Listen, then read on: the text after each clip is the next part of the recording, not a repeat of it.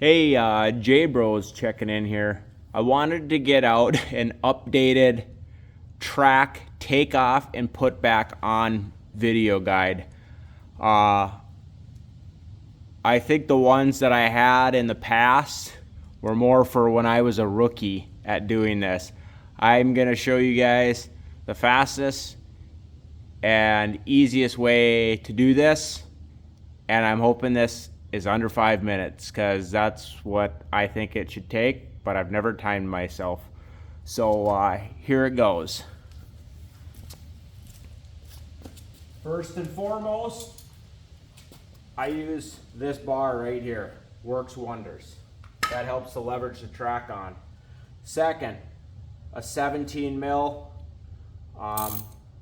adjustable wrench. That is for the inner tensioning bolt. This you definitely do not need to buy this socket, but I did when I was rookie, but this is 1 1/4 inch. That's for the locking nut. Let's dive into it. And of course I got these for my knees.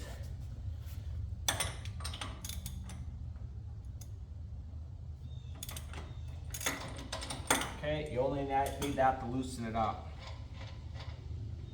Okay, that is going to come off completely in my case because my nut is fully locked in for my track as far as I can get it. And you could easily get a socket wrench on here, but being I have the adjustable wrench, I just choose to use this. I know one thing I did forgot my gloves. Sorry about that. I just got Barbie doll hands, so I preferred I have gloves on. Start mashing my knuckles on stuff. Plus it just speeds it up. Oh, got my dog in there with the supervisor. Okay, now that the pressure's off the spring, you can pretty much just do this by hand if you want, or you can continue to wrench it. I guess I might continue to wrench it. Problem is sometimes it starts tightening back up. I'll just see if I can get it. Oh, it needs to be finger loosened. And I pretty much take this bolt out as far as humanly possible, because what we're basically looking to do, when I was a rookie, I was measuring the gap between here and there because I didn't know what I was doing. Because I just didn't know originally how far can this bolt come out. You know, it's like, well, if I take the bolt all the way out, am I going to be able to get back in? Now I just know better that this bolt can get unscrewed way out.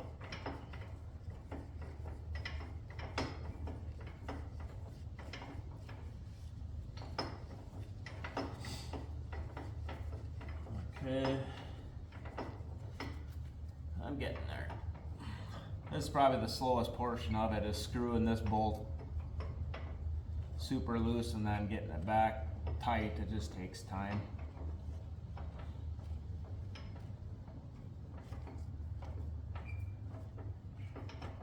Alright, I got that basically bolt about that loose, so when I push this over, this should touch that basically. Oh my God.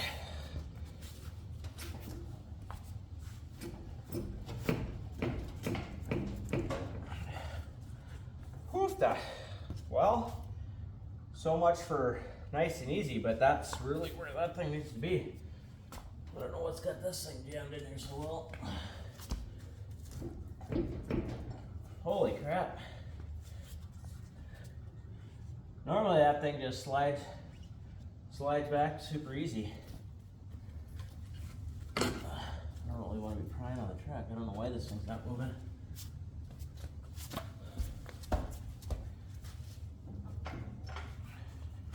There we go. Probably just some dirt in there. Well, you might run into that, so I guess that's a good test. Don't think it's more difficult than it is. There we go. I'm actually going to loosen that up a little bit more. There we go.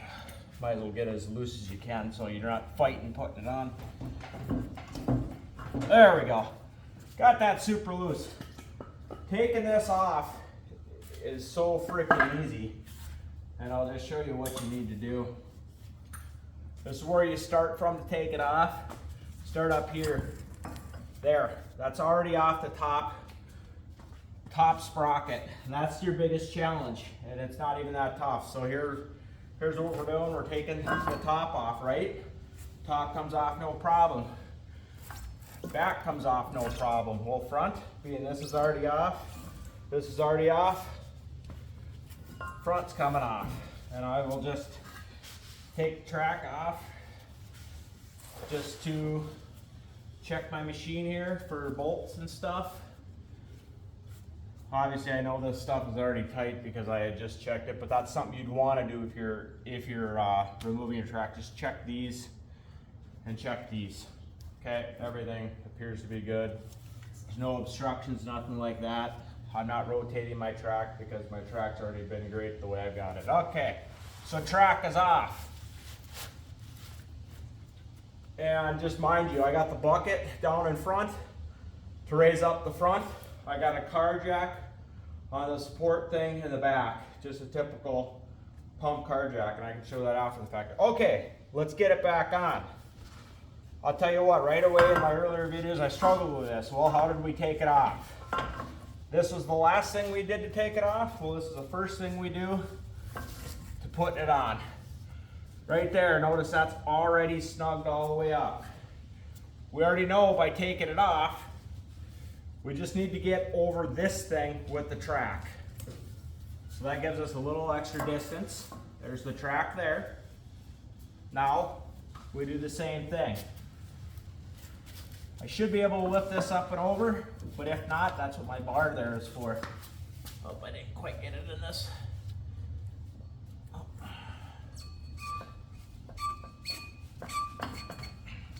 Okay, the only reason why this is being a pain in the butt is because I didn't get it in here. So I'm going to do this one thing to give me some more track slack.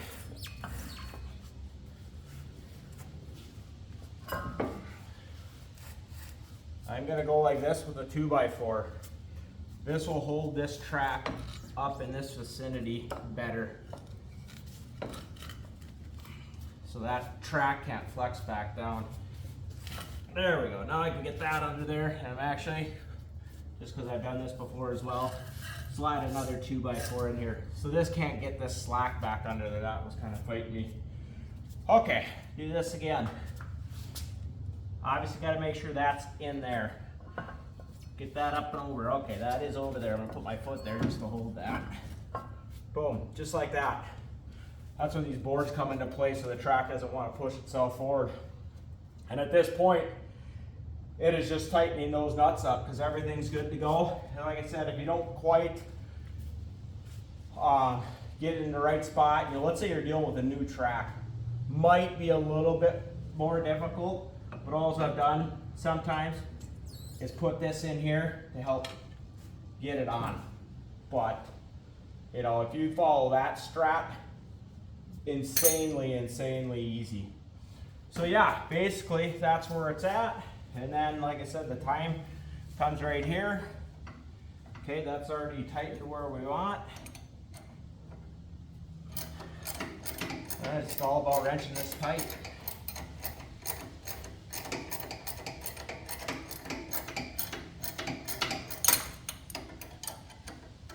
And obviously you want to be tightening and loosening this track with it raised up. I couldn't even unmat, well, probably wouldn't even tighten if you're trying to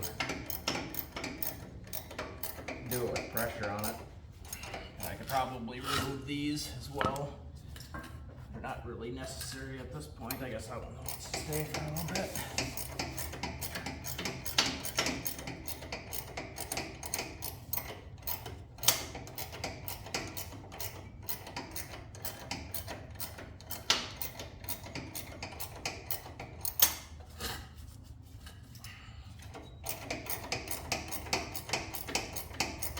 This is slowly, obviously, getting bigger.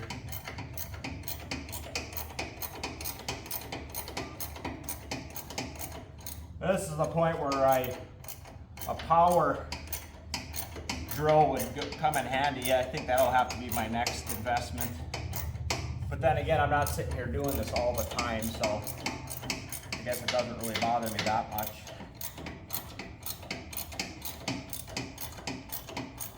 But I guess for my 5-minute mark that I was trying to hit, I guess it's gonna bother me not meeting the goal.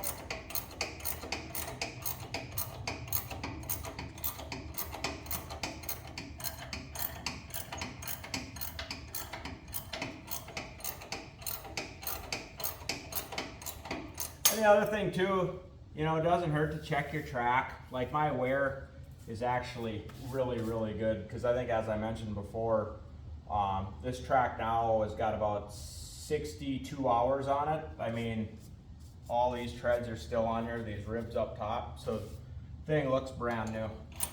Versus, like I said, that original track that I had was 8 hours, but obviously if you look at my previous videos, there's a reason for the quick failure. And even there's a reason for a quick failure on this if you look at my previous videos as well. I didn't have those idlers drawn down.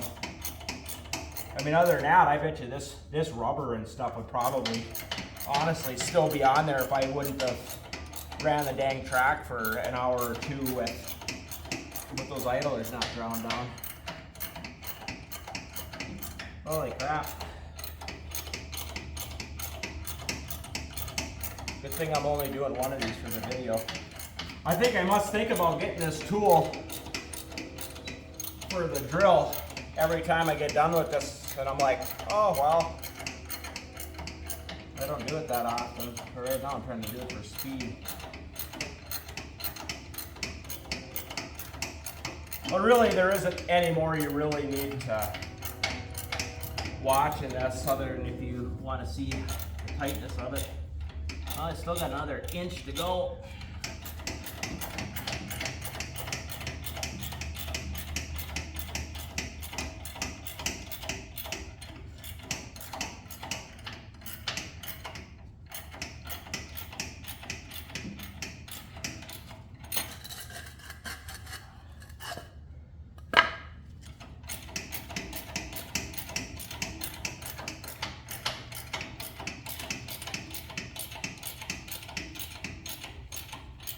Okay, I finally met resistance pretty good here on the spring.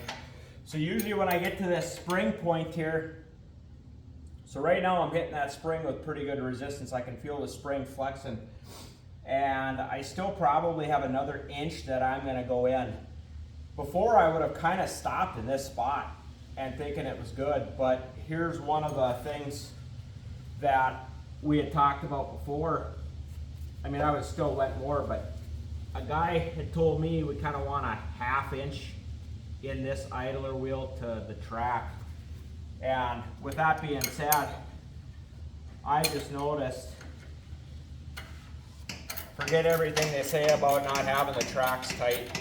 I just max tighten this thing. And like I said, I have had 0 issues with this method. At a different point too, I might follow up on Tim's video because I'm kind of interested myself just to see where my alignment is and why my track, I have it reversed. But if you're having issues, you can check that on your machine. Should I get this enough on this end, right? Well, I got another few cranks here to go.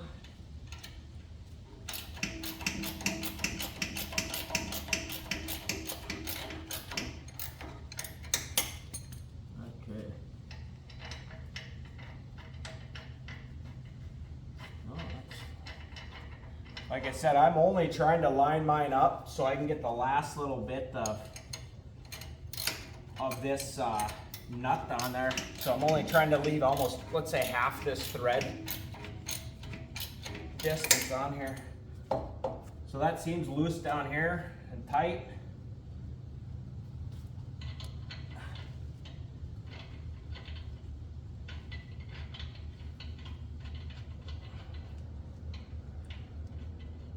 down. We can still go a couple more cranks.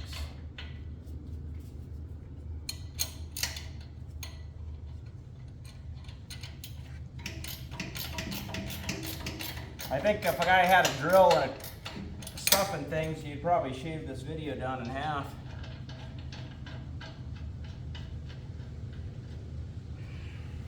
Oh, not bad.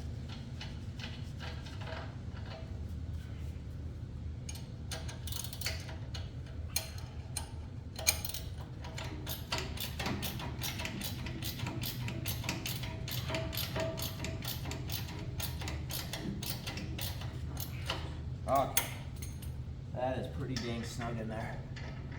And I'm still able to get some grab. There we go. Now we just take this back.